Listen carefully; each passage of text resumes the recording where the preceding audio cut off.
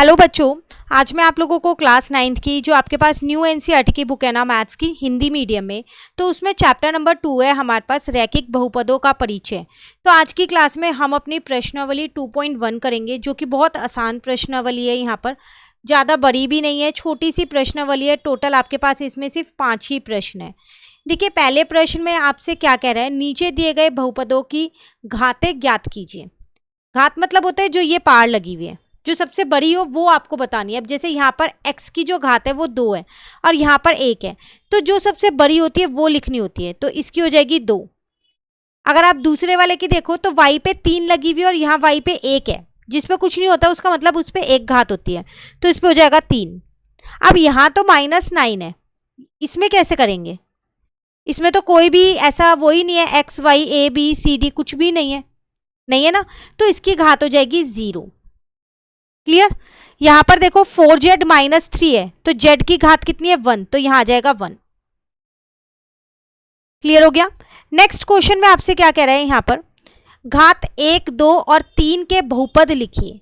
आपको उदाहरण लिखने हैं, तो आप कोई से भी लिख सकते हो, पर ऐसे लिखने हैं जिसमें एक बहुपद की घात 1 हो, एक बहुपद ऐसा लिखना है जिसमें घात 2 हो और एक ऐसा लिखना है जिसमें 3 हो। तो अगर मैं यहाँ पर घात 1 की बात करूं तो इसका अगर मैं बहुपद लिखना चाहूँ तो कुछ भी लिख सकती हूँ मैं। 2x + 3 लिख दिया मैंने, x की घात 1 है। आप कुछ भी लिख सकते हो, बस आपको ये ध्यान रखना है उसकी घात 1 होनी चाहिए। ठीक है? और अब अगर घात 2 लेते हैं तो क्या लिखें, तो मैंने यहाँ लिख दिया x² प्लस में 4x प्लस में 1। इसमें जो घात है वो 2 है, सबसे बड़ी वाली घात देखी जाती है। ठीक है? और अगर मैं 3 की बात करूँ यहाँ पर, तो 3 में भी कुछ भी लिख दो। x पे 3 लगा दी मैंने, यहाँ पर 2x² लिख दिया प्लस 4x प्लस 1 लिख दिया, तो इसमें सबसे बड़ी घात कौन सी है? 3 है। ठीक है? क्लियर हो गया? नेक्स्ट में आपसे क्या कह रहे हैं, बहुपद। फिर आपको एक बहुपद दे रखा है में x² मतलब x की घात 2 और x की घात 3, x³ मतलब के गुणांक क्या है। अब देखो, गुणांक मतलब कोफिशिएंट, जो उसके साथ में नंबर लिखा होता है उसको बोलते हैं। तो अगर मैं x² की बात करूं, ठीक है, यहां पर करते हैं इसको। अगर हम पहले इसकी बात करें, चलो, इसका x की घात 3 है, इसका गुणांक क्या होगा? देखो, ये है वो, ये पद है, तो इसके आगे क्या लिखा है? -3, तो इसका -3 हो जाएगा। ठीक है? उसी तरह x² का गुणांक अगर हम देखें तो x² वाला पद ये है, इसके आगे प्लस है। प्लस लगाओ ना लगाओ एक बात है, पर माइनस लगाना बहुत जरूरी है, तो इसलिए इसका गुणांक 6 हो जाएगा। क्लियर?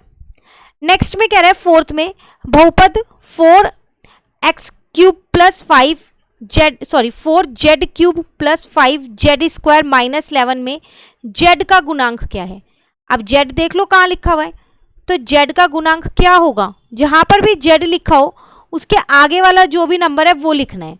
पर अगर आप अपना बहुपद देखो, इसमें कहीं पर भी z लिखा ही नहीं है, नहीं लिखा ना, तो इसका मतलब उसका गुणांक 0 होगा, क्योंकि वहां कहीं भी z नहीं लिखा।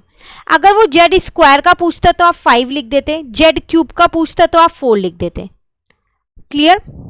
चलिए, नेक्स्ट कह रहे हैं बहुपद 9x³ plus 5x² minus 8x minus 10 में अचर पद क्या है? देखो, अचर पद मतलब होता है जिसमें कोई भी x y z ये सब चीजें ना हो, कोई भी वेरिएबल ना हो, सिर्फ नंबर हो। तो अचर पद यहां पर अगर आप देख रहे हो तो आपको मिल रहा है -10 मिल रहा है ना, तो इसका आंसर हो गया -10। जैसे क्वेश्चन नंबर 4 में -11, क्वेश्चन नंबर 3 में +7, तो वो अचर पद है जिसमें कोई भी हमारे पास x y z कोई भी लेटर नहीं होता, सिर्फ वो सिंगल एक नंबर होता है जिसको हम कांस्टेंट टर्म कहते हैं। क्लियर हो गया? तो यही 5 क्वेश्चन थे। प्रश्नावली 2.1 हमारी कंप्लीट हो गई है। इस चैनल पे आपको हिंदी मीडियम के सारे प्रश्नावली के जो भी उत्तर होंगे वो मिलेंगे। कहीं भी दिक्कत लगे आप कमेंट करके पूछ सकते हैं। वीडियो अच्छी लगे लाइक ज़रूर कीजिए और फ्रेंड्स के साथ भी इन वीडियोस को ज़रूर शेयर कीजिए। Thank you.